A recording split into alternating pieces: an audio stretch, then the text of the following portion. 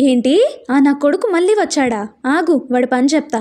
నువ్వు ఈ దోశ తింటూ ఉండు నాన్న, నేనిప్పుడే వస్తా అంటూ ఓనిని నడుముకి బిగించి అట్లకర్ర పట్టుకొని వేణి పెరటి వైపుకి వెళ్తుంటే, ఏంటా గొడవ అనేసి తన వెనకే వెళ్ళాలని చూసిన లక్కీని ఆపేసి కిచెన్ గుమ్మానికి చేతిని అడ్డుగా పెట్టేసింది లీల.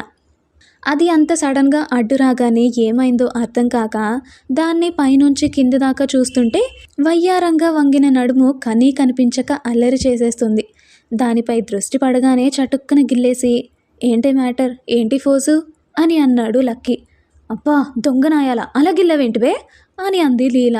ఏంటి బేనా? బావురు కప్పలా తెరిచేశాడు నోటిని. బేనే, ఎందుకు గిల్లావు? చిరకోపంగా అడుగుతుంటే మీదకొచ్చేసి, ఇంత వయ్యారంగా నా ముందు నిలబడితే గిల్లకి ఇంకేం చేయను, మళ్ళీ గిల్లుతూనే అన్నాడు.